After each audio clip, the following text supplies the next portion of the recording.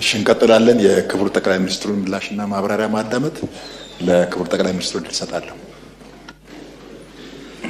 በድጋሚ የተከበሩ አፈ ጉባኤ አመሰግናለሁ። ኢኮኖሚክ ጉዳዮችን በሚመለከት ለተነሱ ጥያቄ መጠነኛ ምላሽ ስላቀረብኩ አሁን ጸጥታን እና ሌሎች ማህበራዊ ዘርፍ በሚመለከት አጠር አድርጌ ምላሽ ለመስጠት እሞክራለሁ። ጸጥታን በሚመለከት ከብዙዎቻችሁ የተነሳው ኮንሰርን በጣም ትክክለኛ ኮንሰርን ነው።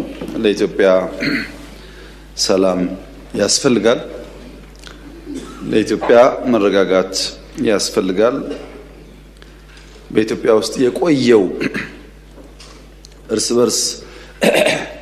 በርስ የመጋጨት ጦርነትን ማብቃት ይኖርበታል የተባለው ትክክለኛ ሀሳብ ነው። ማብቃት አለበት። ነገር ግን ኢትዮጵያ ደካማ ሆና እንድትኖር ኢትዮጵያ በሁለት እግሯ መቆም እንዳትችል የሚሰሩ ሀገራት ባሉበት ሁኔታ ኢትዮጵያውያን የናሽናል ኢንትረስትን ለይተው ማወቅ ካልቻሉ ለፖለቲካ ፍጆታ ብቻ ለጥላት ፍላጎትና ጥያቄዎች ተላልፈው ከተሰጡ የተሟላ ሰላም ማምጣት ያስቸግራል። የኢትዮጵያን እድገት እና በሁለት እግር መቆም የማይፈልጉ ሀገራት በጦርነት ሊያሸንፉን እንደማይችሉ ያውቁታል። ባዳዎቹ በደንብ ያውቁታል። ለምን? የኢትዮጵያን አቅም ላኪው ያውቀዋል፣ ተላላኪው ግን ይጓጓል። በተነገረው ቁጥር ዘሎ እዚህ የሚመጣ ስለሚመስለው ይጓጓል። ጉጉት የወለደው በሽታ ነው። እየተላከ እንደሆነ ያውቃል። በራሱ ዓላማ ላይ እንዳልቆመ ያውቃል። እሱ የያዘውን ሐሳብ ይዞ ቢመጣ ለውጥ እንደማያመጣ ያውቃል። ግን ጉጉት ይይዘዋል። ባለፈውም ብያለሁ፣ ኢትዮጵያ ውስጥ የሆነን ሰፈር እገነጥላለሁ የሚልም እጠቀልላለሁ የሚልም ገቢር ነበብ አይደለም። ኢትዮጵያ ለመገንጠልም ለመጠቅለልም አትመችም። በተግባር ኢትዮጵያን ካለማወቅ፣ በቅጡ የኢትዮጵያን ባህል ካለማወቅ እና እንደው በጉጉትና መሻት ብቻ የሚጋልቡ ፈረሶች የነሱን ፍላጎት ለማሳካት ቀላል መንገድ ይመስላቸው ከጠላት ጋር ማበር ነው። ብዙዎቹን ካያችሁ ግን ሲባል ሰምቶ ነው። መገንጠል የሚለውም ሲባል ሰምቶ ነው። ማን እንደሚገነጥልም አያውቅም። መጠቅለል የሚያስበውም ሲባል ሰምቶ ነው። እንኳን ለመጠቅለል አክብሮ ለመኖርም በጣም ከባድ ጊዜ እንደሆነ አይገባውም። ሲባል ሰምቶ ነው። ይሄ ችግር ባለበት የተሟላ ሰላም ማምጣት የራሱ ውጣ ውረድ አለው። ከታሪክ መማር ቢቻል ኖሮ በድፍን አፍሪካ የመሳሪያ አፈሙስ ይዘው መንግስታትን ተቃርነው ተዋግተው አሸንፈው ላሸነፉት ሀገር ልማትና ዲሞክራሲ ያመጣ አንድ ሀገር የለም። አንድ ታጥቆ ይመጣል፣ ታጥቆ ይመለሳል። ቅድም እንዳነሳሁት ኢህአዴግ 17 ዓመት ታግሎ መንግስት ከሆነ በኋላ ለ30 ዓመት ሰላም የነበረበትን ትግራይ ክልል እንኳን ከስንዴ እርዳታ መገላገል አልቻለም። በመሳሪያ የሚመጡ ሰዎች ብዙ ጊዜ ከመሳሪያ ያለፈ ነገር ማሰብ አይችሉም። ኢትዮጵያ ውስጥ ሰላማዊ የስልጣን ሽግግር ብቻ ነው የሚያስፈልገው። በሰላም ደግሞ መሄድ ትዕግስትና ጊዜ ይፈልጋል። ትዕግስትና ጊዜ ከሌለ አስቸጋሪ ነው። እኛ እንደ መንግስት ምን ተከተልን ያላችሁ እንደሆነ አንደኛ ችግር አለብኝ የሚል የትኛውም ኃይል ጋር መወያየት ነው። ለምሳሌ ሸኔ ጋር ተወያይተን ከፊል የሸኔ ኃይል በሰላም ገብቶ ስልጣን ላይ የሉ አልተወያየንም።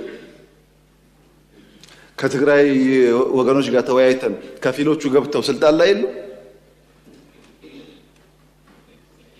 እኔና ጌታቸው ረዳን በጋራ የሚያይ ሰው አሁን ይሄን መንግስት አይወያዩም ብሎ ቢያስብ አይገርምም?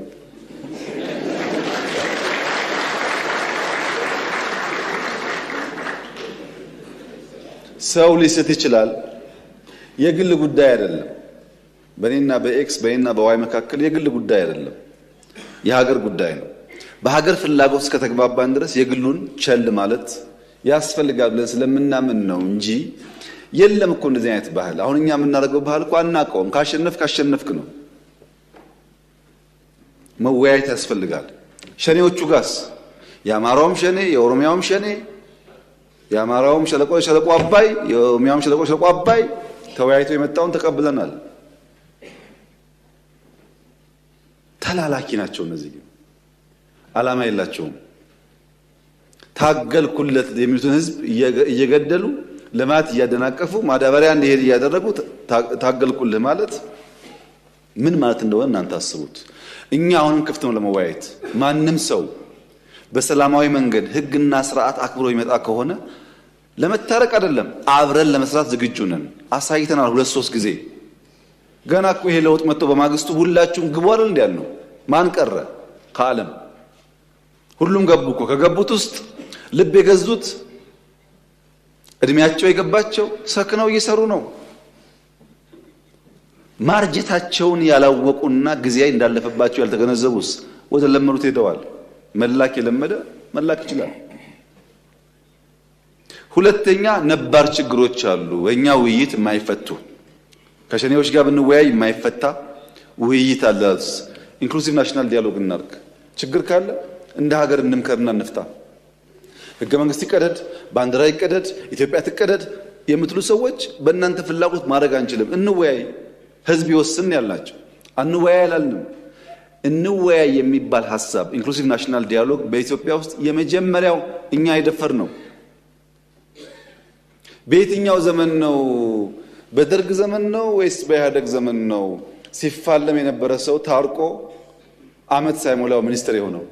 አለ እናውቃለን።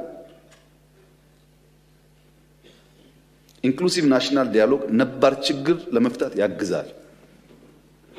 ሶስተኛውስ ከውይይት ባሻገር በደል አለብን፣ እንደ ህዝብ ተበድለናል፣ በሆነ ዘመን ያለ ስርዓት በድሎናል ለምን ደግሞ የሽግግር ፍትህ እናረጋግጥ።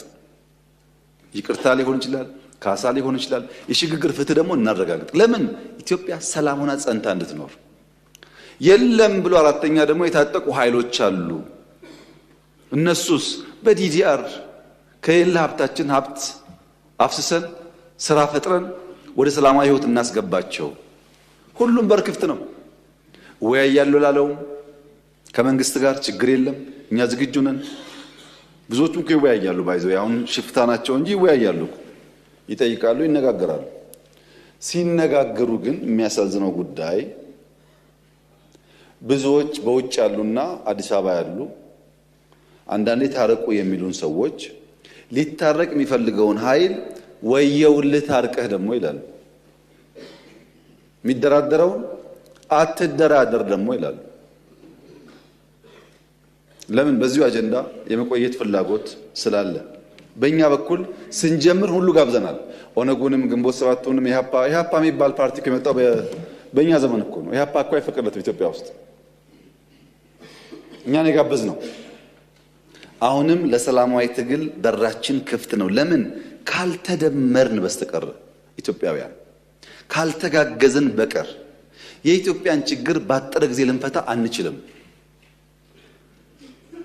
ሁሉ ሶሉሽን በእጁ ያለ አንድ ኃይል የለም፣ ትብብር ይፈልጋል። ይሄን ደግሞ በመደመር በግልጽ እንዳስቀመጥ ነው። አንድ መምህር ተማሪዎቹን ሰብስቦ ፊኛ ላይ ስማችሁን ጻፉ አላቸው። ስማቸውን ከጻፉ በኋላ ፊኛውን ንፉት አላቸው፣ እሰሩ አላቸው፣ ልቀቁ አላቸው። ከዚያ ከተወሰነ ደቂቃ በኋላ እያንዳንዱ ፊኛ የለቀቀው ተማሪ የራሱ ስም ያለበትን ፊኛ ይያዛል። በርከት ያለ ሰው ነው። ፊኛው ተለቋል። አንዱ ሲይዝ ስሙ አይደለም ሲለቀው፣ አንዱ ሲይዝ ስሙ አይደለም ሲለቀው፣ ሲጫጫሁ 5 ደቂቃ አንድም ሳላገኘም ስሙን። አሁን ደግሞ ረፉ አላቸው። ፊኛው ይለቀቃል። ያገኘ ሰው ፊኛውን ከያዘ በኋላ ስሙን ያንብብ። ስሙ አቶ ታገሰ የሚል ከሆነ ለስታቸው ስጣቸው፣ አትወርውረዋል። ሁሉም ፊኛ ያዘ፣ ስም አነበበ፣ ለሚገባው ሰው ሰጠ። በአንድ ደቂቃ ውስጥ ሁሉም ፊኛ ስሙን አገኘ። መደመር እንደሱ ነው። ስትተባበር ውስብስብ ችግሮች ይፈታሉ። ለዚያ ነው ፕሮፌሰር ብርሃኑ ነጋ የትምህርት ሚኒስቴር ሆኖ የሚሰሩት። ለዛ ነው አቶ ጌታቸው የሚሰሩት። ለዛ ነው። ካልተደመርን አያዋጣም። እነዚህ ሰዎች አስፈላጊ ናቸው። እውቀት አላቸው፣ ብቃት አላቸው፣ ጠቃሚ ናቸው። የነሱ እሳቤ ከኛ ጋር ስለማይሄድ ብቻ ከምንተዋቸው በሚያስፈልጋቸው ቦታ ብንተባበር ለኢትዮጵያ ይበጃል ነው። ለግል አይደለም ጉዳዩ፣ ለግል ጥቅም አይደለም። እና ኢትዮጵያ ውስጥ ሰላማዊ ትግል ማድረግ ለሚፈልግ ሰው በሩ ክፍት ነው። የተገደበ ፓርቲ የለም። በኢህአደግ ዘመን ቢሆን ደርግ ከሆንክ ኢሰፓ ከሆንክ አትችልም፣ ኢህአፓ ከሆንክ አትችልም የሚል ህግ አለ። በእኛ እኮ የለም። ኢሰፓም ሁን ደርግ በሐሳብ ካልክ ክፍት ነው መድረኩ፣ ክልከላ የለም። የሚከለከል ፓርቲ የሚከለከል ሐሳብ የለም። የሐሳብ ፖለቲካ መድረኩ ክፍት ነው። ችግር የሆነው ሐሳብ ጠፋ።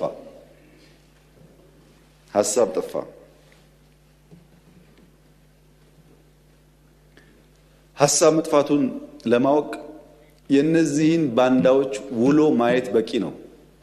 ሰው እኮ ከፍሬው ይታወቃል፣ ባይናገርም ከፍሬው ይታወቃል። ውሏቸውን ስታዩ ዛፍ በፍሬው እንደሚያስታውቀው ሁሉ እነሱ ያስታውቃሉ። ለምሳሌ ፓርቲ የሌለበት ሀገር፣ ምርጫ የሌለበት ሀገር፣ ህገ መንግስት የሌለበት ሀገር፣ ወጣት የሌለበት ሀገር፣ ተስፋ የሌለበት ሀገር ተለጥፎ ለኢትዮጵያ ተስፋ ሊያመጣ የሚችል ሰው የለም። ከማን ነው የሚማረው?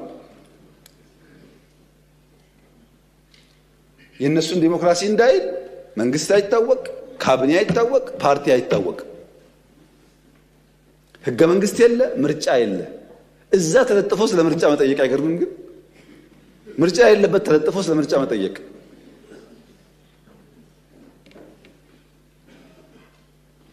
ኢትዮጵያ ሲያምርባት አይኑ የሚቀላ ህዳሴ ሲያልቅ ምን ያስፈልጋል ህዳሴ ከሰው ያጣላናል የሚል የባህር በር ጥያቄ ሲነሳ የሚሸማቀቅ የሚያፍር ደፈር ብሎ 130 ሚሊዮን ህዝብ ያስፈልገዋል ለማለት የሚተናነቀው ለኢትዮጵያ ጥቅምና ብልጽግና ከጎኗ መቆም መድከም የማይሻ የማይፈልግ ራሱን እንደ ማንጎ የሚቆጥር ግራዋ ነው። ራሱ ሲጠራ ማንጎ ይበል እንጂ ግራዋ ነው፣ መራር ነው። የኢትዮጵያ ደህንነትና ችግር የማይከፋው ከሆነ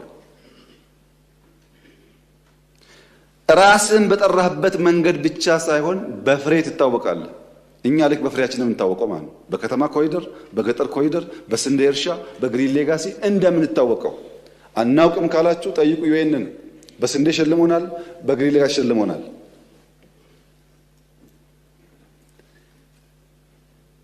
የሚያሳዝነው ነገር ኢትዮጵያ ውስጥ ትናንት ገንጣይ አስገንጣይ የሚባለው ስብስብ፣ የነፃ አውጪ የሚባል ስብስብ ፓርቲ ለመባል የመጀመሪያው ፕሮግራሙ ላይ የሚጽፈው የኤርትራ ጥያቄ የቅኝ ግዛት ጥያቄ መሆኑን እቀበላለሁ ነበር የሚለው። ቲፒኤልኤፍ በለው ኦነግ በለው ምናምን በለው ዋና አጀንዳው የኤርትራ ጉዳይ የቅኝ ግዛት ጉዳይ ነው ካላለ የታገለ አይመስለውም። አሁንስ የዛሬዎቹ የባህር በር ጉዳይ እኛን አይመለከትም ካላሉ በስተቀር የታገለው አይመስላቸው። አንድ ነው ፋሽኑ አንድ ነው። መማር ግን አልቻሉም። በአንድ ወቅት ቀበሮ ከአንበሳ ጋር ውለታ ውሎላት ድርድር ያደርጋሉ። ውለታ ስለዋልክልኝ አንተ አደና ትቸገር ተቀመጥ፣ እኔ እየፈለኩ ሊታደኑ የሚገባቸው ነገሮች አመጣልሃለሁ ትላለች ቀበሮ። አንበሳ ተስማምቶ ቁጭ ይላል በቦታው ከነ ክብሩ እና ቀበሮ ስትሄድ አጋዘን ታገኛለች። አጋዘን አልሰማሽም ወይ? ፌስቡክ አላየሽም ወይ? አዲስ ህግ እኮ ወጣ። ምን የሚል ነው? አንበሳ እያረጀው ስለሆነ እየደከምኩ ስለሆነ ደህና አጋዘን ከተገኘ ዙፋኑን አስረክባለሁ እያለ ነው። እና ፈልጌ አጣሁሽ የት ነበርሽ ትላታለች። አጋዘን ደንግጣ እውነትሽን ነው? መቼም ስልጣን የማይፈልግ የለም። እውነትሽን ነው ትላታለች። አዎ በእኔ እንሂድ ላሳይሽ። ልክ አንበሳ ጋር ሲደርሱ ያውልሽ እና አነጋግሪው ትላታለች። አጋዘን አገር ሰላም ነው ብላ ልታናገር ስትሄድ አንበሳው አፈፍ ሲያረጋት ግጭት ይፈጠርና በግድ ታመልጣለች። ግን አንድ ቀንዷ ይሰበራል። መታ ቀበሯ ጋር አንቺ ጨካኝ ዋሾ አታለልሽኝ፣ እንዴት ልታስበይኝ በተንኮል ታመጭኛለሽ? አንበሳው እኮ ሲታገለኝ አንድ ቀንዴ ተሰበረ ትላታለች። ወይ አጋዘን ለካ እንደዚህ ሞኝ ነሽ። እሱ እኮ ቀንሽ የሰበረው ንግስናውን ሊያስቀምጥብሽ ቀንሽ ስላልተመቸው ለማስተካከል ነው እንጂ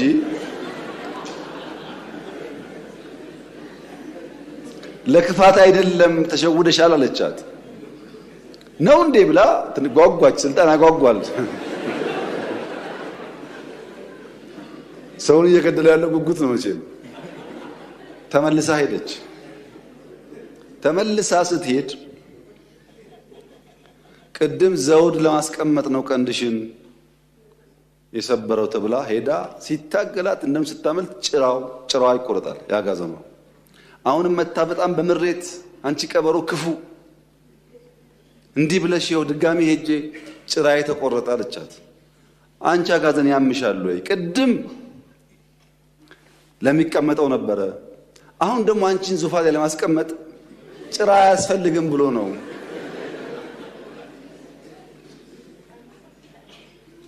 አልገባሽም አለቻት። አሁንም ስልጣን ያጓጓል። ተመልሳ ሄደች እና ያዛት፣ ገደላት። ከገደላት በኋላ ቀበሮን ጠራና ሞታለች፣ እዛ ድረስ ቤት እስክመጣ በልተሽ እያንዳንዱን ፓርት በልተሽ ጠብቂ፣ ስመለስ ምሳዬ እበላለሁ ይላል። እና አንበሳው ይሄዳል። ቀበሮዋ በልታ አስቀምጣ አንበሳው ሲመለስ ሲያይ የአጋዘኗ ራስ የለም። አንቺ ቀበሮ ሌባ ሁሉን አስቀምጠሻል፣ የት አለ ራሱ አላት። ወይ አንበሳ ራስ ቢኖራት ኖሮ 3 ጊዜ ስልካት ትመላለስ ነበር። ወይ ጭንቅላት ችግር ነው የሚያመላልሳት አለች ቀበሮ ይባላል። እና የኤርትራ ጥያቄ የቅኝ ግዛት ነው ብሎ አሁን የባህር ጥያቄ አይገባኝ የሚለው ከዚህ አጋዘን የማይሻል ነው ማለት ነው። ያልገባው ጭንቅላት የሌለው ነው ማለት ነው። ጊዜ የማያስተምረው ነው ማለት ነው።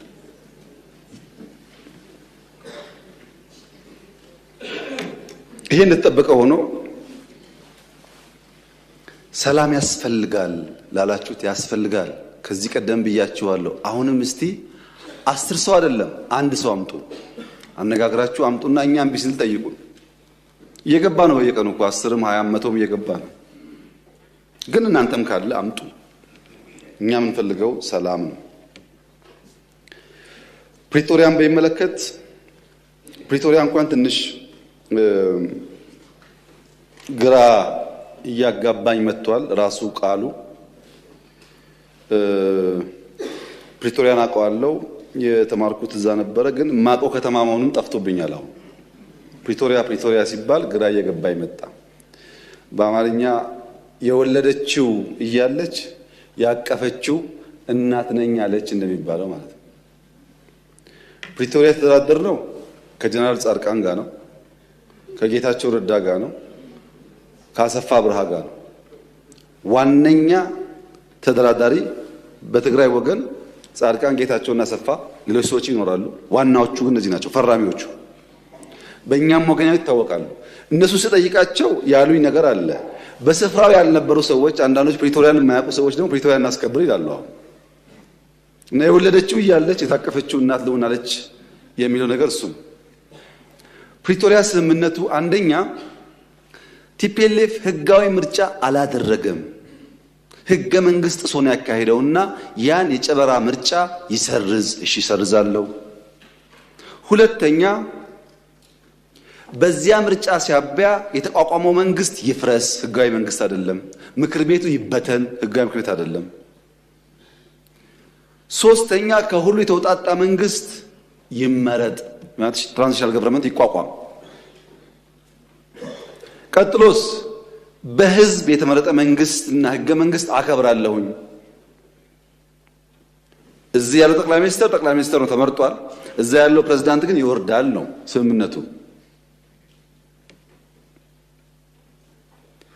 የታጠቀስ በዲዲአር ይፈታል ትጥቅም እንጂ መሳሪያ መደበቅ አልተስማማንም። ማሰልጠን ማስመረቅ አልተስማማንም። ስምምነቱ የታጠቀው ያስረክባል እንጂ መሳሪያ ደብቆ ማስቀመጥ ወይም በኮንትሮባንድ ለመግዛት መሞከር የሚል ስምምነት ላይ አልነበረም። የተፈናቀሉስ ይመለሱ ወደ ቀያቸው። ልክ ራያ ላይ እንደመለስ ነው፣ ጸለምት ላይ እንደመለስ ነው፣ ወልቃይትም መመለስ አለበት። ይሄ የመንግስት ጽኑ አቋም ነው። ይመለሱ።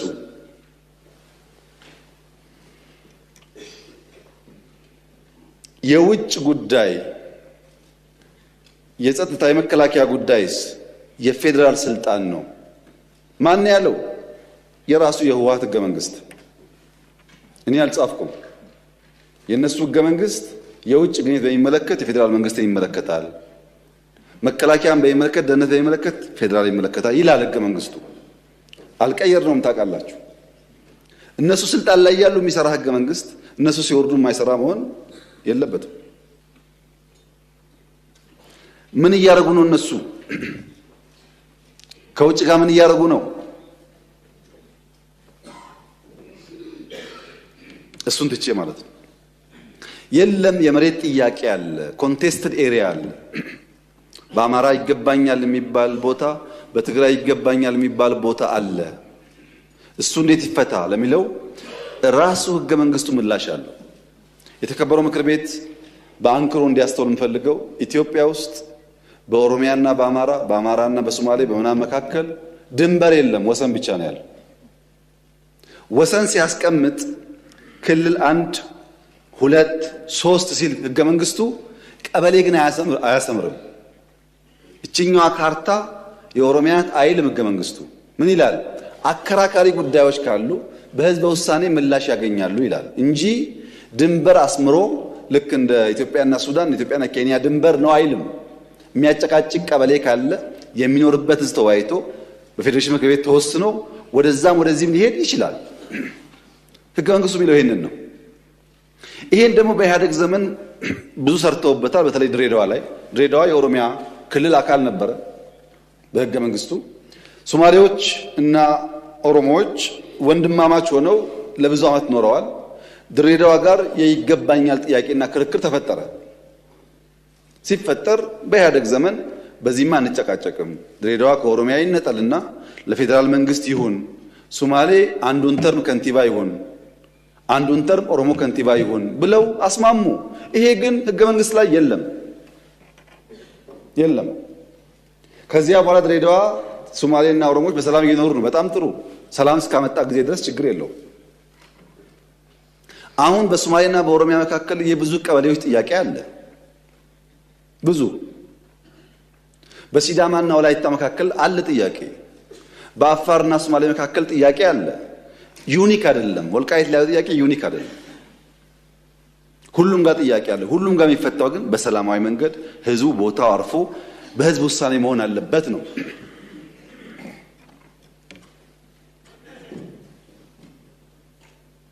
ህዝቡን ሆልድ አድርገው ይዘው አይመለስም ብለው የሚፈጥሩት ቀውስ ህዝቡ ላይ ችግር ከማምጣቱም በላይ ይሄንን ጥያቄ ራሱ በሚያስቡት መንገድም ቢሆን ላለማሳካት እንቅፋት ይሆንባቸዋል። ሰላማዊ መንገድ ብቻ ነው የሚያዋጣው። ለምሳሌ ወልቃይት የዛሬ 25-30 ዓመት ከጎንደር ከነበረበት ወደ ትግራይ ተካሏል። በክልል ቆይቷል እዛ። በኋላ ደግሞ ችግር በውጊያው ሲፈጠር ደግሞ ያ ጉዳይ ወደዚህ ተመልሷል። ህጋዊና የህዝብ ውሳኔ ከሌለበት ነገ አንደኛው ደግሞ ጉልበት ሲያገኝ ይወስደዋል ማለት ነው። በየተራ ከምንቀባበለው ህዝቡ ሰፍሮ ወስኖ በህጋዊና ሰላማዊ መንገድ ይቋጭ ነው ያለው። ምን አደረግን? ለዚህ ከውጊያው በኋላ አሁን 4 ዓመት 5 ዓመት ይሆናል ወልቃይት ከትግራይ ከተነጠለ። እስካሁን እኮ የኢትዮጵያ ፌዴራል መንግስት ለወልቃይት በጀት አይሰጥም እስከዛሬ።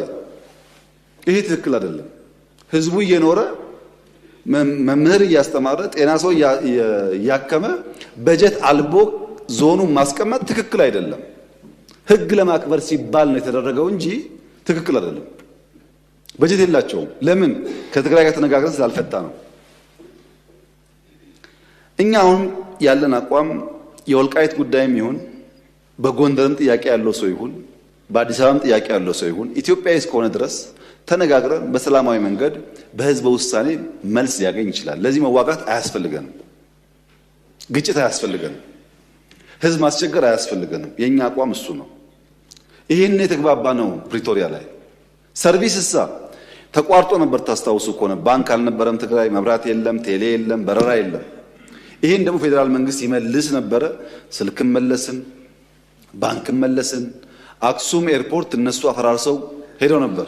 ጠግነን በረራ ጀመር፣ መቀሌ ጀመር፣ ኢንዱስትሪዎች የሚጎላቸውን አሟልተን ብዙዎቹ ስራ አስጀምር። በጣም በርካታ የወደሙ ሀብቶች መልሰን ስራ እንጀምሩ አደረግን። እዚህ ጋር አንድ የሚጋነን ነገር አለ። የትግራይ ውጊያ በሚመለከት ተጋኖ የሚነሳ ነገር አለ። ባይዘው ትግራይ ላይ ያደረግነው ውጊያ ወለጋ ካደረግነው ውጊያ አንጻር ሲታይ በጣም ትንሽ ነው። እንዳይጋነን ማለት ነው። መጀመሪያ ላይ ሰሜን ሲጠጋ 3 ሳምንት ተዋጋን፣ መቀሌ ያዝን። 8 ወር ቆየን። ትግራይ ለቀን ስንወጣ ከራያ እስከ ከሚሴ ሰሜን ሸዋ ድረስ ተዋጋን። የት? አማራ ክልል ውስጥ። ከዛስ ተዋግተን ነው መለስናቸው ወደ ድንበራቸው። ከዛስ ትግራይ ውጊያ አልነበረም። ሶስተኛ ዙር አጠቁን። 2-3 ሳምንት አዲግራት ደረስን። መቀሌ ልንገባ ስንል ተፈረመ ስምምነቱ፣ ጠቅልለው ወጣል። በድምሩ በትግራይ ምድር ውስጥ የነበረው ውጊያ ቢበዛ የ2 ወር ዕድሜ ነው ያለው። አንዳንዴ በሰላም የቆየንባቸው ጊዜም ተደማምሮ ሁል ጊዜ ውጊያ ውስጥ እንዳለን የሚያስቡ ሰዎች አሉ። እንደዛ አይደለም፣ ጥቂት ነው። አማራ ክልል ገብተው እስከወጡበት ጊዜ ያለው ቢቆጠር ያን ሊያክል ይችላል።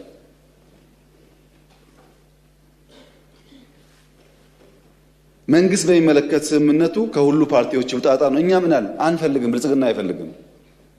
ግድ የለም እናንተ የሚመቻቸው ምረጧል። የሚመቸን ጌታቸው ነው አሉ። ጌታቸው ፕሬዝዳንት ሆነ። ጌታቸው በፍጹም አንፈልግም ብሎ አባረሩና የሚመቸን ታደሰ ነው አሉ። ታደሰ ተመረጠ። አሁን ደግሞ ታደሰ ሲባረር እንጠብቃለን። እኛ ሰው አልመረጥንም።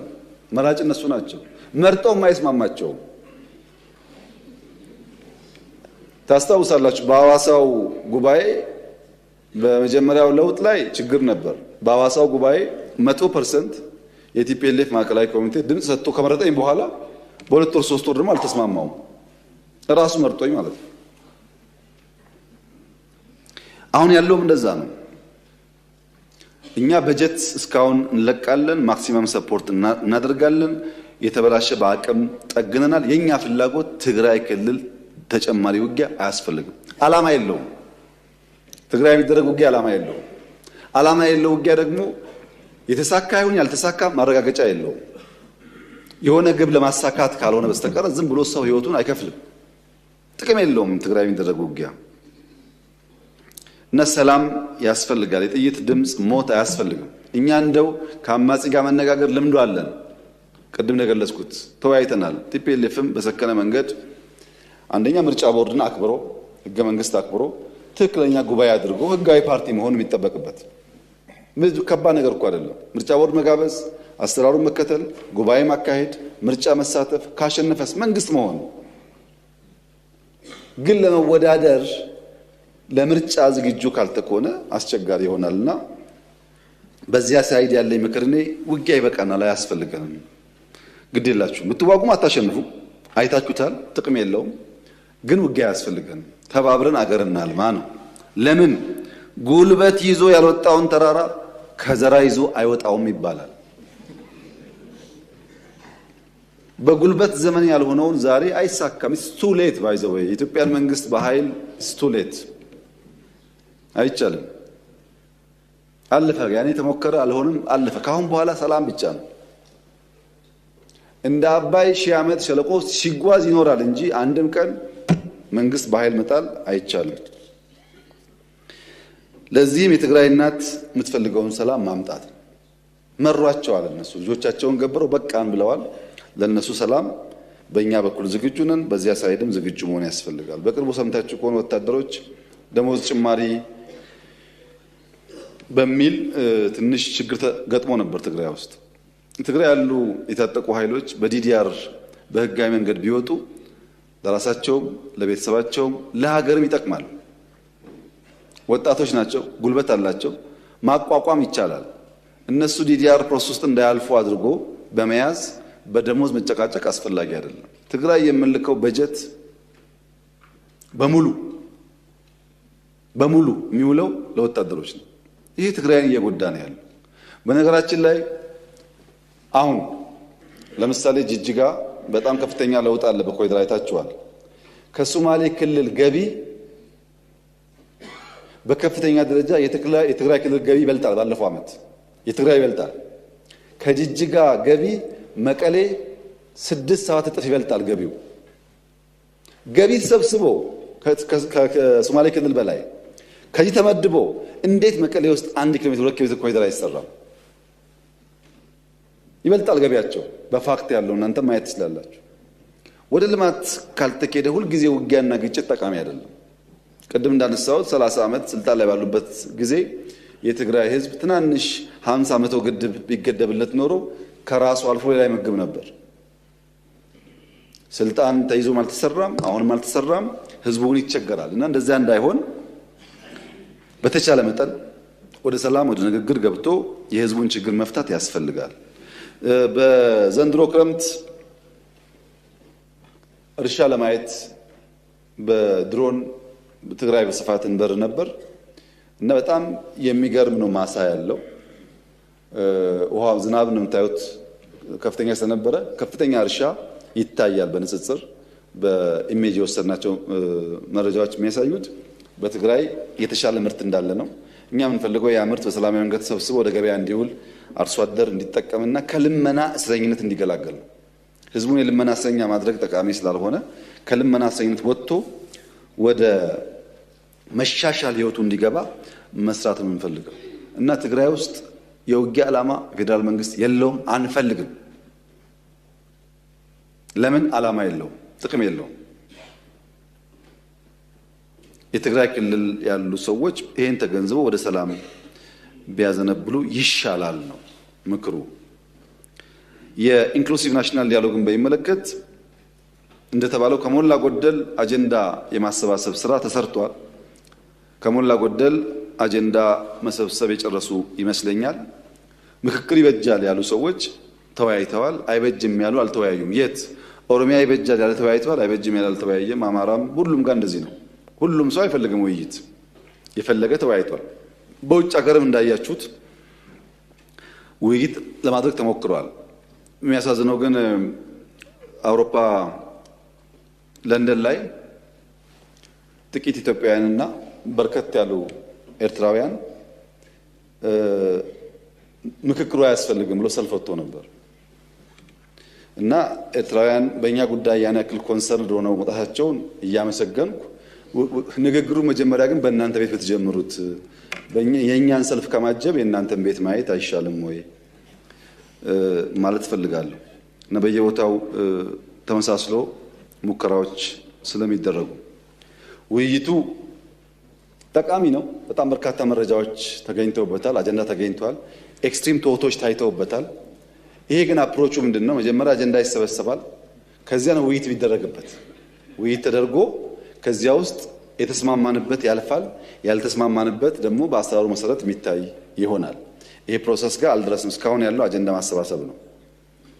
ይሄ ከምርጫ ጋር ያለው ትስስር ምንም ኢንክሉሲቭ ናሽናል ዲያሎግ ያለን ስርዓት የሚያፈርስ አይደለም፣ ያለን ስርዓት የሚያጠናክር ነው እንጂ ምርጫን የሚያስቆም በጀት የሚያስቆም የወታደር እንቅስቃሴ የሚያስቆም ዲያሎግ አንፈልግም።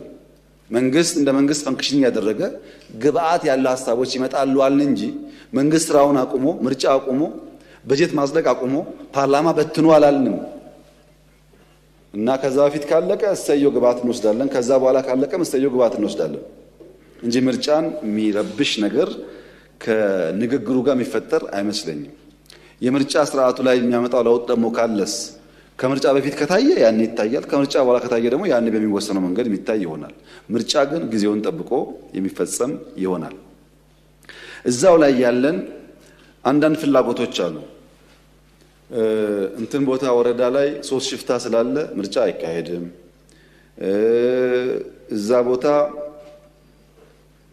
ኤርትራ ምርጫ ባይደረግ እያለች ስለሆነ ምርጫ አይደረግም ምናምን ብሎ የሚያስቡ ሰዎች አሉ። ምርጫ ይደረጋል። ምርጫ ለማድረግ ደግሞ መንግስት በቂ አቅም አለው። ምርጫ እንደ ውይይት ነው፣ የፍላጎት ጉዳይ ነው። ሀሳብ አለኝ ፈልጋለሁ ያለ ሰው መሳተፍ ይችላል። እርግጠኛ ሆኜ የምነግራችሁ 6ኛው ሀገራዊ ምርጫ እስካሁን ከነበረ ምርጫ የተሻለ ነው። ድፍን ኢትዮጵያ ሕዝብ ያውቀዋል። 7ኛው ደግሞ ይሻላል። ይሄ ምክር ቤትም አሁን ያለው መልክ አይኖረውም ብዬ ነው ያስባለሁ። ብዙ ድምጾች የሚገቡበት እንደሚሆን ተስፋ አደርጋለሁ። ያ ያስፈልጋል። ዴሞክራሲያዊ ምርጫ ማካሄድ አለብን። ሌላ ድምጽ ለመስማት ኦፕን መሆን አለብን። እንደ መንግስትም እንደ ፓርቲም አማራጭ ድምጾች የሌሉበት ምክር ቤት አይፈይድም፣ አይጠቅመንም። ያ እንደተጠበቀ ሆኖ እነሱ ሱፋቸው ስላልታጠበ ስላልተተኮሰ ምርጫ የሚቀር የሚመስላቸው ሰዎች ደግሞ ሞኞች ናቸው። እንደዛ አይደለም። ምርጫ ይካሄዳል እና ምርጫ ሳይደረግ ቀርቶ በማግስቱ ለጅትሜት ያለ መንግስት የሽግግር መንግስት እንላለን ብለው የሚቃዡ ቅዠታሞች አሉ። ግን እንደዛ አይደለም። ምርጫ ይካሄዳል። ጊዜ እንዳያመልጣችሁ ተዘጋጁና ተወዳደሩ።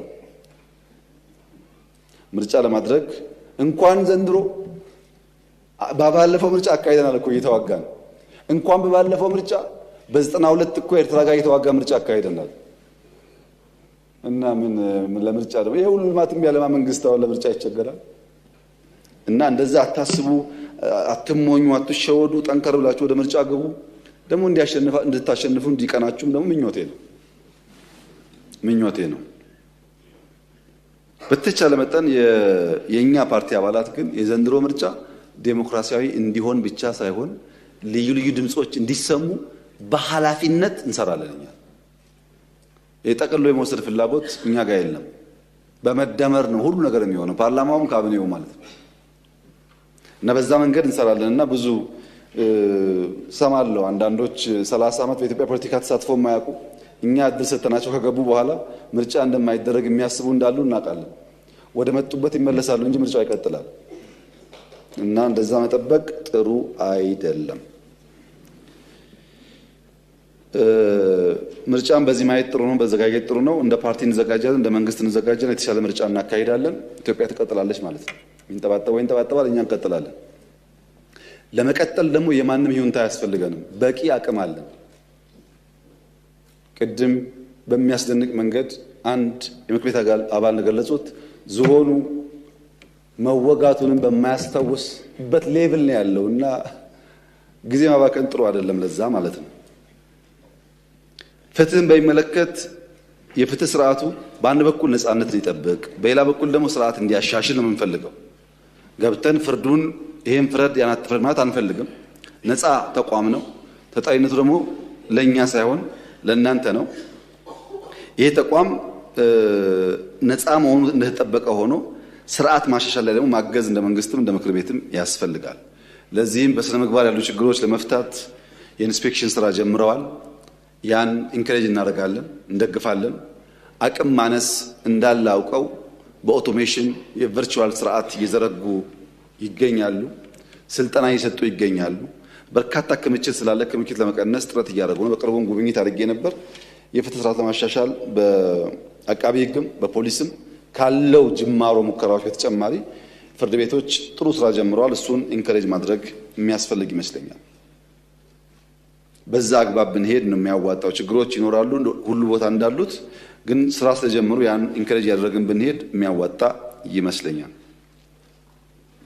ሪፎርም በሚመለከት እንደተባለው ሎ ኢንፎርስመንት ኤጀንሲስ በርካታ ሪፎርም ተሰርቷል። ኢትዮጵያ የተሻለ ቁመና ያላቸው ተቋማት ፈጥራለች። ይሄ የሚታይ ነገር ነው። ብዙ እዛ ውስጥ ጊዜ አላባክንም። ባለፈው ዓመት መጀመሪያ አካባቢ ሲቪል ሰርቪስ ለማሻሻልና አውቶሜትድ ሲስተም ለመፍጠር በሰርቪስ ኤሪያ ያለውን ሮሮ ያለውን ክስ ለመቀነስ እንሰራለን ብያችሁ ነበር። መሶብ የጀመርነው ባለፈው ዓመት ነው።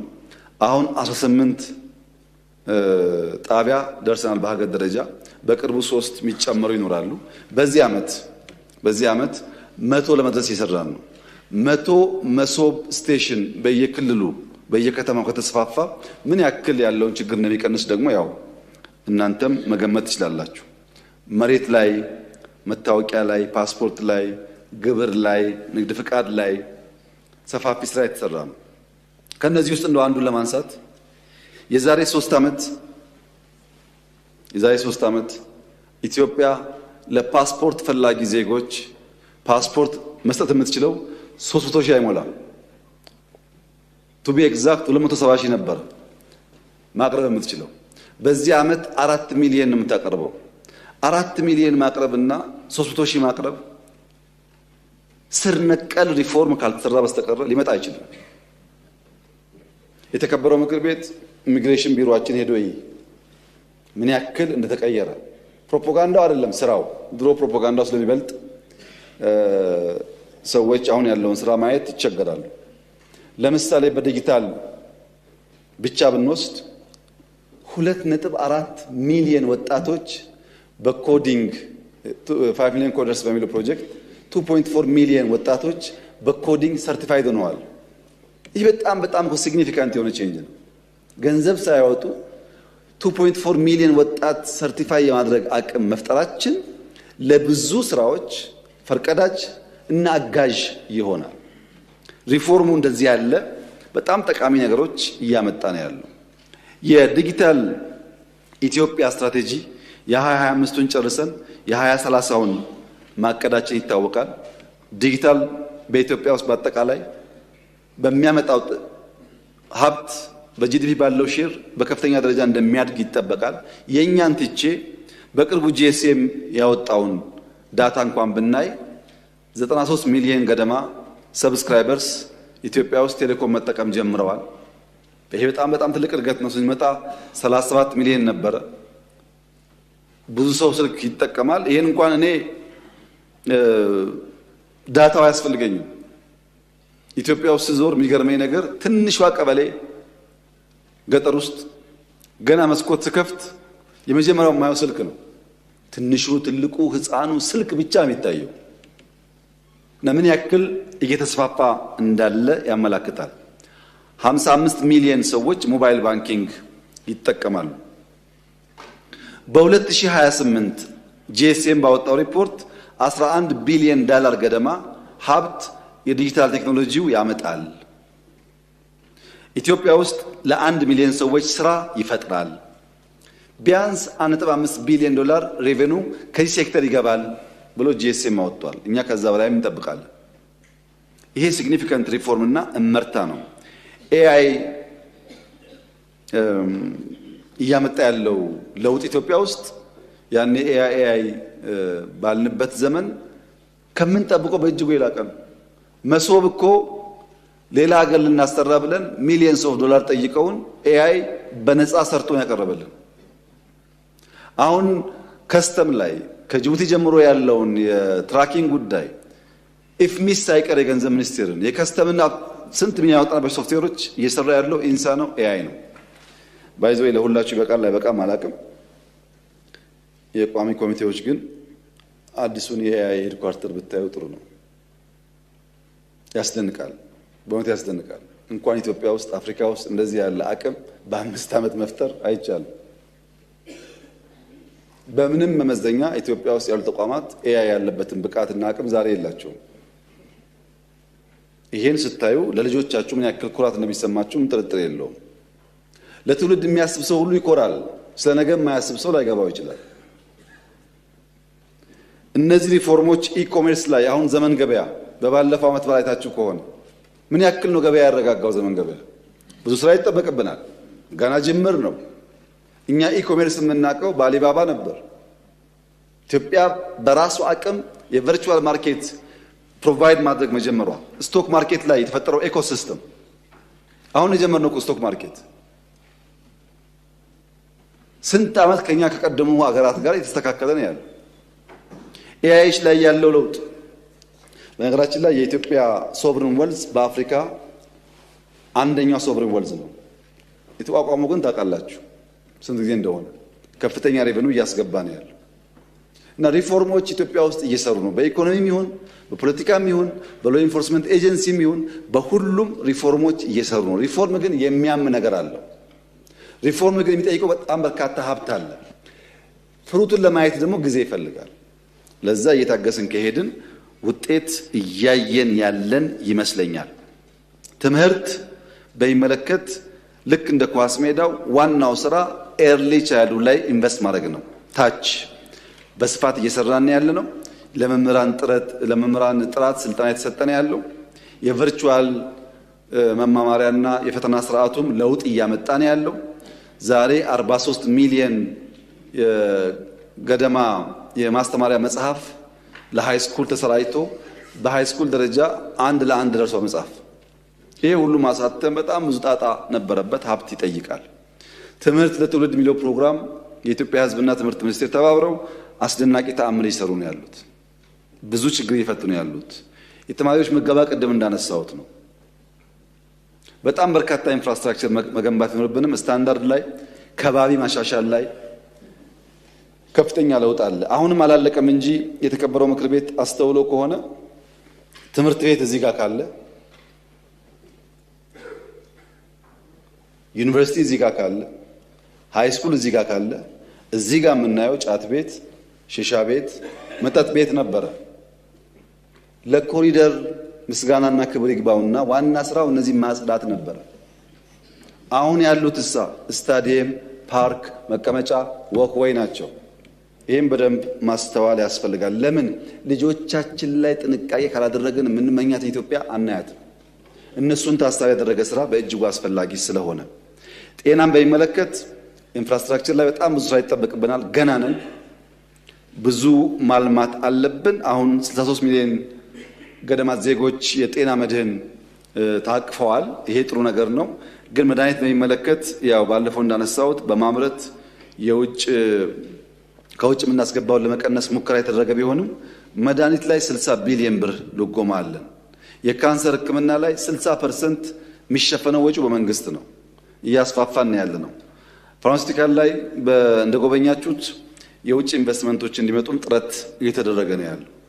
እንዲያውም ብዙ እንዳታስጮሁት ትንሽ ሰርተን ብዙ መናገር እንዳይሆን ቆጥ ብለን ነው እንጂ ከፈለጋችሁ ጳውሎስ ማየት ትችላላችሁ። ጳውሎስ እኮ 1000 አልጋ ያለው ኢንፍራስትራክቸር ተገንብቷል። ድሮ ከነበረው የበለጠ ማለት ነው። ግን አስፈላጊው ማቴሪያል ገብቶ ሰርቪስ ሰጥቶ ህዝብ እስኪያረካ ድረስ በዚህ ተቋርጠን እንዳንናገር ብለን ዝም ያለው እንጂ የሚሰሩ ስራዎች አሉ። ግን በጣም ብዙ ስራ ይጠበቅብናል። ጅምር ነው። ይሄን በትብብር መንፈስ ብንሰራ ውጤታማ እንደምንሆን ተስፋ አደርጋለሁ። በመጨረሻ ዲፕሎማሲ በሚመለከት ለተነሱ አንዳንድ ጉዳዮች መጠነኛ ምላሽ ለመስጠት እሞክራለሁ። ሁሉም ሀገር ሳይዙ ይነስም ይብዛም፣ ሀብቱ ይብዛም ይነስም፣ ሁሉም ሀገር የተፈጥሮ ጸጋውን ሌላውን ሳይጎዳ የመጠቀም መብት አለው። ተፈጥሮ ያደለችውን ሀብት በሌላ ላይ ጉዳት ሳያመጣ መጠቀም የሁሉም ሀገር መብት ነው። ሁሉም ሀገር ሁለት ወሳኝ ጉዳዮች አሉት። አንደኛ የራሱ ብሔራዊ ጥቅም አለው ሁሉም ሀገር። ሁለተኛ የብሔራዊ ደህንነት ስጋቶች አሉት ሁሉም ሀገር። ብሔራዊ ጥቅሙና የብሔራዊ ደህንነት ስጋቶቹ ግን ባለው መረጃና ዕውቀት ልክ ይበየናሉ። ዛሬ ብሔራዊ ጥቅም ያለውን ነገ ሊያሰፋው ሊያጠባው ይችላል። ዛሬ ስጋት ያለውን ነገ ሊያሰፋ ሊያጠብ ይችላል። ባለው ዕውቀትና መረጃ ይወሰናል። እነዚህ ብያኔዎች ድምዳሜ የሚያገኙትም የድምዳሜ ስህተት የሚፈጠረው በሁለት ምክንያት ነው። ሀገራት የመረጃ እጦት ወይም መሳሳት ካለባቸው የተስተካከለ ናሽናል ኢንትረስት ዲፋይን ሊያደርጉ ይችላሉ። ብሔራዊ ስጋታቸውም በትክክል ላይለይ ይችላል በመረጃ እጥረት። ሁለተኛ ከሐሳብና ሞራል ዝቅጠት የመጣ ከልክ ያለፈ ራስ ወዳድነት ካለም ይሄ ችግር ሊያጋጥም ይችላል። ይሄ ሁለቱ ባላንስ ከሆነ ሁሉም ሀገራት በየደረጃ ባላቸው ዕውቀት ይህንን ጉዳይ እያዘመኑ ያሻሻሉ ይሂዱ እንጂ የራሱ ብሔራዊ ጥቅም የሌለው የራሱ ብሔራዊ ደህንነት ስጋት የሌለው ሀገር የሚባል የለም። የኢትዮጵያ ብሔራዊ ጥቅም በሚመለከት የተከበረው ምክር ቤት እንዲገነዘብ የሚያስፈልገው ኢ-ርትዓዊ ኢ-ፍትሃዊ የበደል የመጨረሻው በደል የተፈጸመበት ሀገር ነው ኢትዮጵያ። ቢያንስ ይሄን መናገር አትከልክሉን። ጦርነት የለም ማለት የቶክስ ድምፅ አይሰማም ማለት አይደለም። እውነተኛ ፍትህ ካልተረጋገጠ በማንኛውም ሰዓት ጦርነት ሊፈጠር ይችላል። ፍትህ ለማረጋገጥ ነው የሰው ልጅ መትጋት ያለበት። ኢፍትሃዊና ኢርትዓዊ ውሳኔ ባለበት ሁኔታ የተሟላ ሰላም ሊፈጠር አይችልም። ይሄን መገንዘብ በእጅጉ ያስፈልጋል። ለምሳሌ አባይ ኢትዮጵያ ተጠቀመች እንጂ ማንን ጎዳች? ኢነርጂ አምረትን እንጂ መች ውሃ ከለከልን?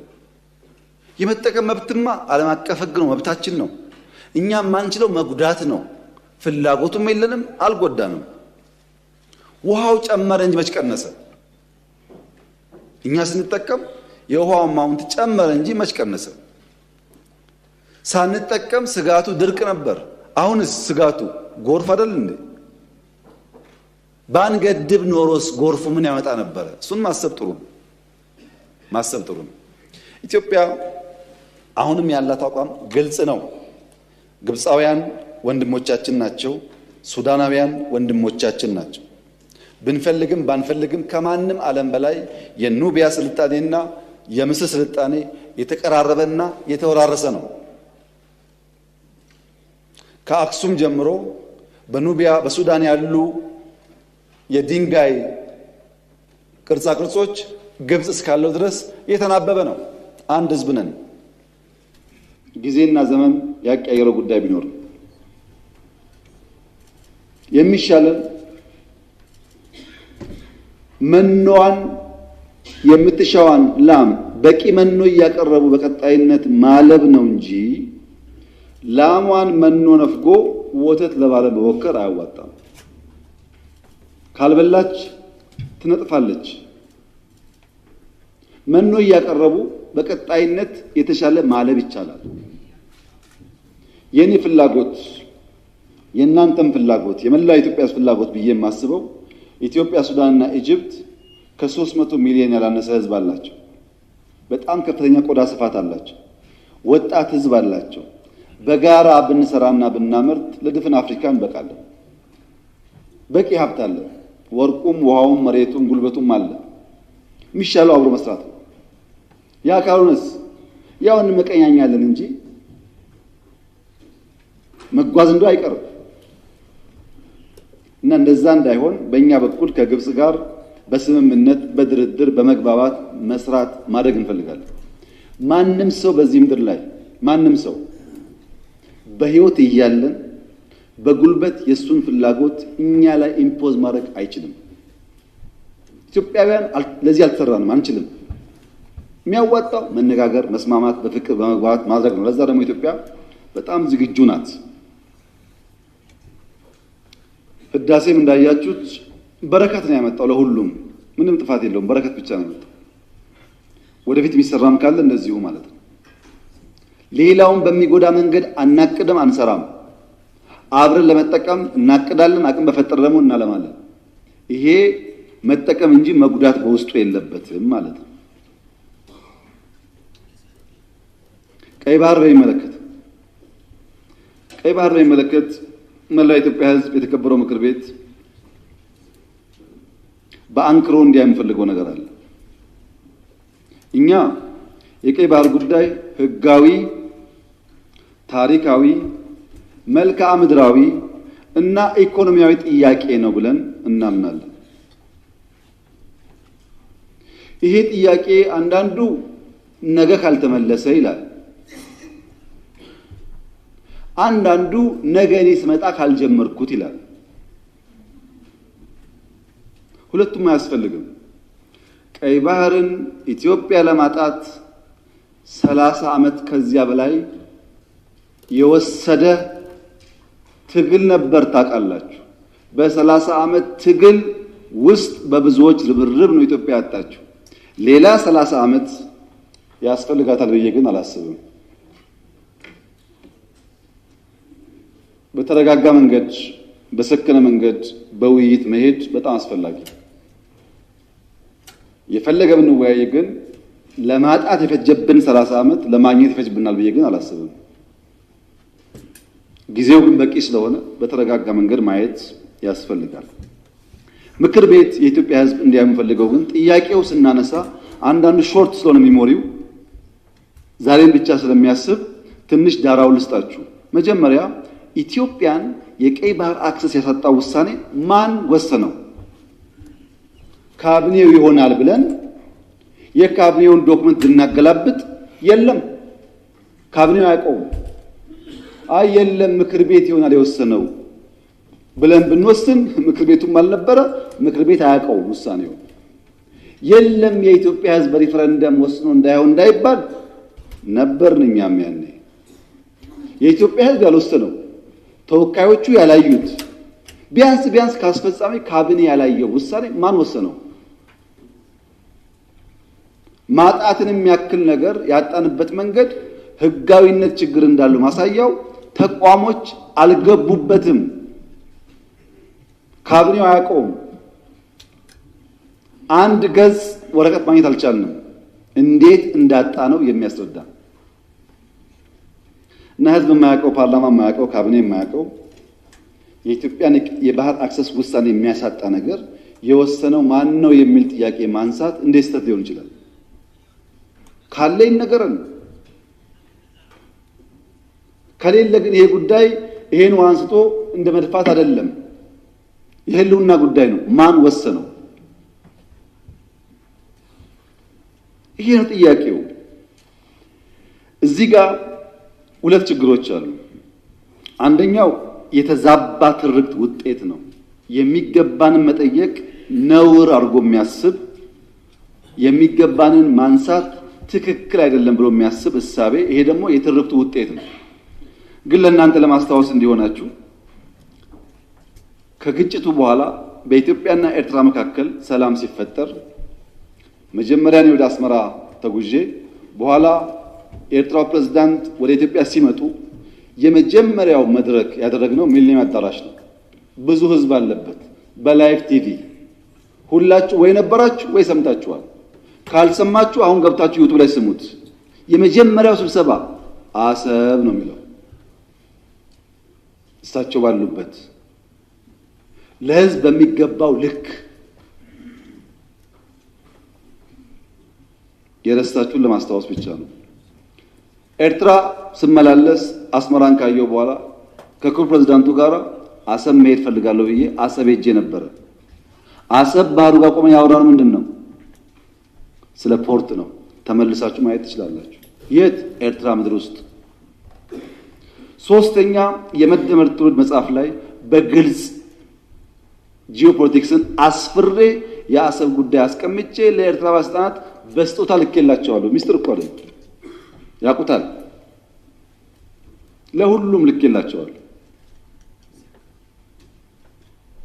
አራተኛ እናንተ የምታውቁት የዛሬ 6 ዓመት 5 ዓመት ባህር ኃይል አቋቁመናል እና ምን እዚህ ውስጥ ለነዋይ ነው ባህር አቋቁመን ነው።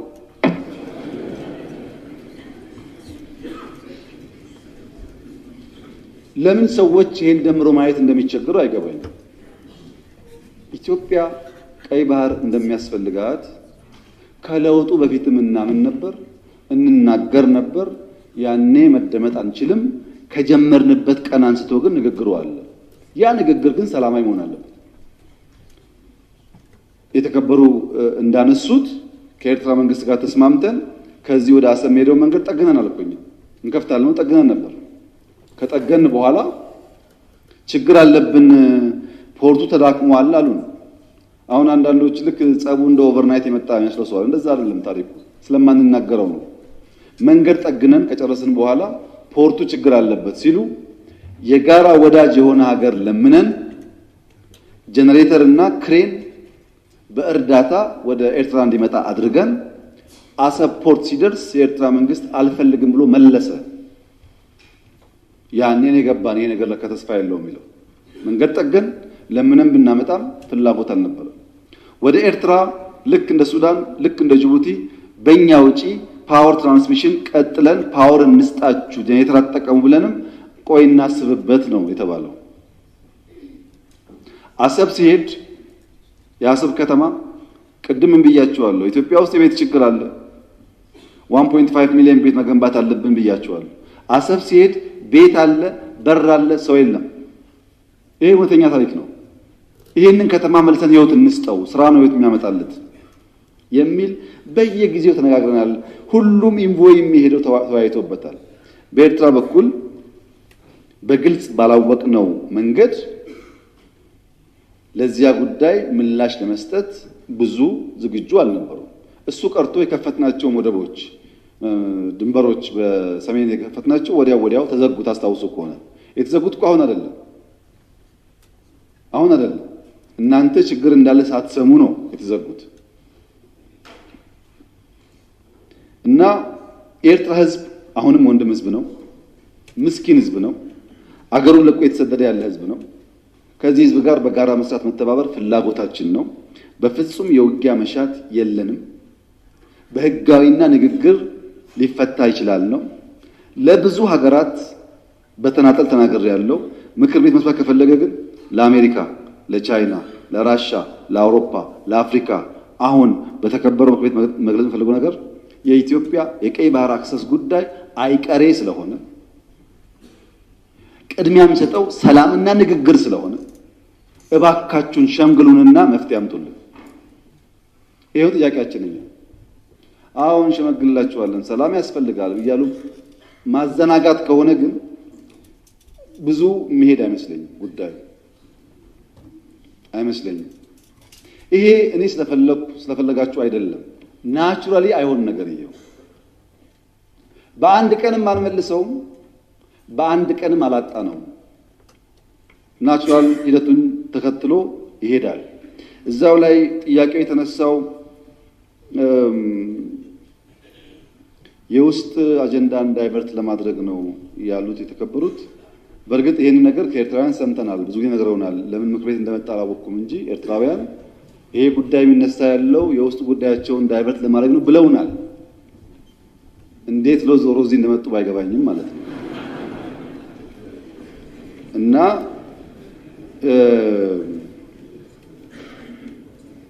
በፍጹም አይደለም። ኢትዮጵያ ውስጥ ዳይቨርት የሚደረግ ነገር የለም። ልማት ነው ያለው። ኢትዮጵያ ውስጥ አቃፊ መንግስት ነው ያለው። ምንም ዳይቨርት የሚደረግ አጀንዳ ያለው የህዝብ መንግስት ነው ያለው። ለህዝብ የሚሰራ መንግስት ነው ያለው። ውጤት እያመጣ ያለ መንግስት ነው ያለው። በብዙ አፍሪካ ወንድሞቻችን የሚቀናበት መንግስት ነው ያለው። ዳይቨርት ማድረግ ሳይሆን ህጋዊ ባልሆነ መንገድ ያጣነውን ጉዳይ ማን ወሰነው ብሎ መጠየቅ ግን ከማንም ህሊና ካለው ሰው የሚጠበቅ ይመስለኛል። እና በዳይቨርሽን ታይቶ ትርክቱ እንዳይበላሽ የእናንተም ታሪክ እንዳይበላሽ ብታስቡበት። እኔ መሰጋው ነገርየው ሲሳካ ደግሞ ያኔም ብለን ነበር እንዳትሉ ነው። እና ሚሊዮን ፐርሰንት እርግጠኛ ነኝ ኢትዮጵያ ተዘግታ አትኖርም። ማንም ፈለገም አልፈለገም አትኖርም። እና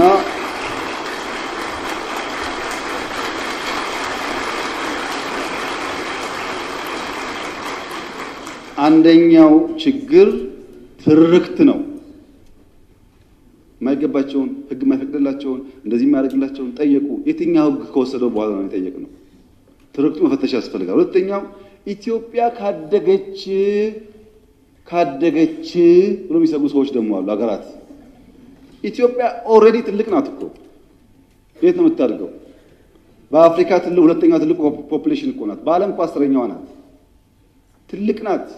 በነገራችን ላይ በየዓመቱ ኢትዮጵያ 3 ሚሊዮን ሰው ገደማ ትጨምራለች። በየዓመቱ አንዳንድ ኤርትራ ትጨምራለች። በየዓመቱ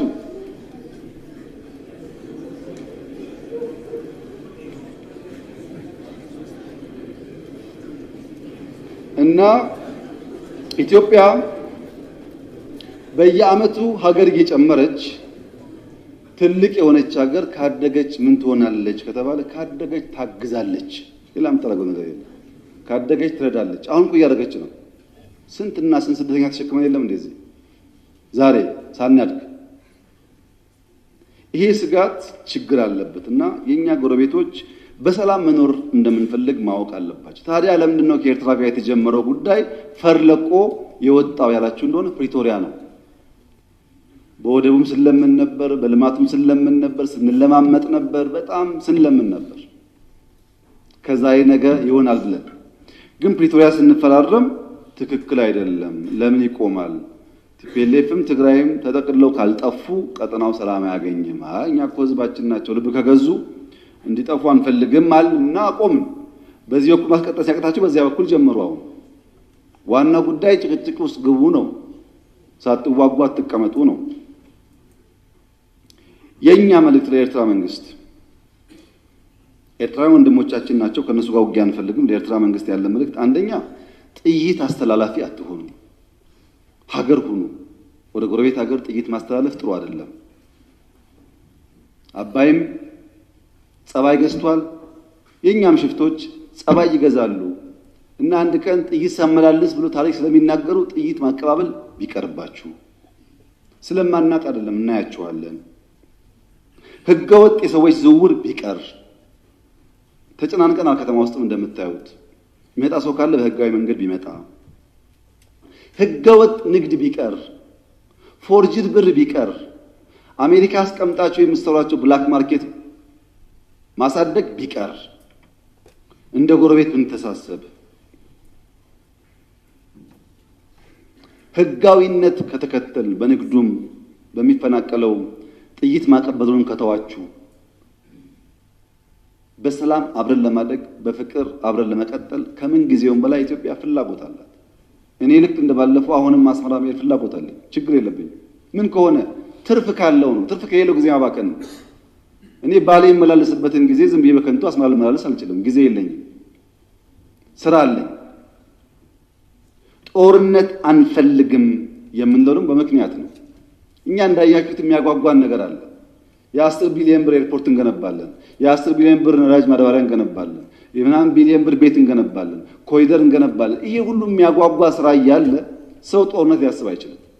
ጦርነት የሚያስብ ስራ የሌለው ብቻ ነው። እኛ የሚያጓጓ የምንተጋለት የምንለፋለት የልማት ስራዎች አሉ። ከማንም ጋር የመዋጋት ፍላጎት የለንም። ለምን? ውጊያው ከተነሳ የተከበረው ምክር ቤት ውጊያው ከተነሳ ውጤቱ ግልጽ ነው። ግልጽ ነው ውጤቱ። ከዛ በኋላ አይሰራም። አሁን ነው አለመጀመር ማለት ነው። አሁን ውጊያ እንትና ያግዘኛል የሚባል ነገር ሰው እንዴት ዩክሬን እያየ ፓለስቲኔን እያየ ስለማገዝ ያወራል? ማንም አይሞትልህም። ሞራል ይሰጣል እንጂ አይሞትልህም። መጨረሻ የምትሞተው አንተው ነህ። አያዋጣም። ከበደ ያለ ተሰማ አለ የሚባል አያዋጣም። ከበደ ተሰማ 10 ጥይት ያቀብልሃል እንጂ መጥቶ አይሞትልህም። አየን እኮ በቲፎዞ ውጊያ እንደማይቆም እኮ አየን። እና አንፈልግም። ልማት ነው የምንፈልገው፣ ሰላም ነው የምንፈልገው። ከማንም ጋር ግጭት ለማድረግ ፍላጎት የለንም። ከገባን ግን ግልጽ ነው ውጤቱ። አስተማማኝ አቅም ነው ያለን። ማንም አያቆመንም። ይሄ ግልጽ መሆን አለበት። ማንም አያቆመንም። ወደዛ እንዳንሄድ ሪስፖንሲብሊ መስራት አስፈላጊ ይመስለኛል። ትርክቱን እያበላሸ ያለው ግን ምንድነው ያላችሁ ነው። መጨረሻ ላይ አንድ ተማሪ በፊዚክስ ክፍለ ጊዜ ዘግይቶ ወደ ክፍል ይመጣል። የፊዚክስ መምህራን እንደምታውቋቸው ናቸው። የነሱን ክፍለ ጊዜ ማርፈድ ነውር ብቻ ሳይሆን ወንጀል አድርጎ ያስባሉ። በአማርኛ ክፍለ ጊዜ እንደምን ይገባል፣ በጂኦግራፊ እንደምን ይገባል። ፊዚክስ ማትስ ሲሆን ግን መምህራኖቹ አያስጠጉም። ታውቃላችሁ። እና አንደኛው ተማሪ አርፍዶ መጣ። ለምን አርፍደ መጣ ሳይለው መምህሩ እንዴት በኔ ክፍለ ጊዜ ተረፍዳለህ ብሎ በረንዳ ላይ ከክላሱ በር ላይ ተንበርከክ ይለዋል። ተማሪ ተንበርክኮ ፔሬዱ ያልቅና ደውል ሲደወል መምህሩ ሲወጣ ተማሪ ዘሎ ይገባል ወደ ክፍሉ። ሲገባ ብላክቦርድ ላይ ሁለት ጥያቄዎች ያያል። ሆምወርክ መስሎት እንዳያመልጠው ቶሎ ይጽፋል። ጊዜ አልነበረው። የሚቀጥለው አስተማሪ ገብቶ እንዳያጠፋበት በፍጥነት ጥያቄውን ጽፎ ሲጨርስ ሁለተኛው መምህር ገባ እና ቀጠለ ትምህርቱ። ቀኑ ዓርብ ዕለት ነበረ። ታውቃላችሁ እንኳን ሙሉ ፔሪድ 10 ደቂቃ 20 ደቂቃ ስታረፍዱ በጣም ብዙ የቀረባችሁ ስለሚመስላችሁ ጭንቀት አለው እና ልጁ ቤት ሲገባ ሆምወርክ ነው ብሎ ለይቱ ሙሉ ሲቆፍር አደረ። አልቻለም። ቅዳሜ ሙሉ ቀን ቆፈረ። አልቻለም። ቅዳሜ ያደረበት አልቻለም። እሁድ ዋለበት አልቻለም። እሁድ አጋማሽ ሌሊት ላይ አንዷን ጥያቄ መለሳት። አንዷን መልሶ አንዱ ከበደው። አስቡት፣ ዓርብ፣ ቅዳሜ፣ እሁድ ሁለት ጥያቄ ለመመለስ ሲፈጋ ቆይቶ እሁድ ሌሊት አጋማሽ ላይ አንዷን መልሶ አንዷ ቀረችውና ሰኞ ጠዋት ትምህርት ቤት ሄዶ የፊዚክስ መምህር ገብቶ አዲስ ቻፕተር መጻፍ ጀመረ። ተማሪው እንደ መምህር የባለፈው አሳይመንት ሳሉ የባለፈው ሳምንት ሆምወርክ ሳሉ ያማል እንደ ባለፈው ሆምወርክ አልሰጠውም ይላል መምህሩ። እንደ ሁለት ጥያቄ ጽፈው አርፍጄ ገብቼ ጽፌ ያለው እኮ ይላል። እና መምህሩ ምን አለ? እነዚህ ሁለት ጥያቄዎች እኮ በዓለም ላይ ያሉ የፊዚክስ አዋቂዎች ሞክረው አቅቷቸው ያልተመለሱ ጉዳዮች ናቸውና እዚህ ያለውም ተማሪ ጊዜ እንዳታባክኑ እንኳን እናንተ ሳይንቲስቶች አልመለሱትም እየጻፍኩላቸው እንጂ ስሩ እኮ አላልኳቸውም ማለት። አሃ እንደዚያማ ከሆነ አንዱ መልሼዋለሁ። መምህሩ ሲያይ ሰው ሲያሳዩ ለካ ትክክል አንደኛውን ፈቶታል። ዓለም አልቻለም የተባለው ለምን ስላልሰማ አትችልምና አትስራው ብሎ መምህር ሲጽፍ ቢሰማ ኖሮ እሱም አጣጥፎ ይቀመጥ ነበር። እሱ አልሰማም፣ አትችልም ማለት ነው። እና የተከበረው ምክር ቤት ኢትዮጵያ ቀይ ባህር አይገባትም የሚለውን አልሰማንም። አመሰግናለሁ።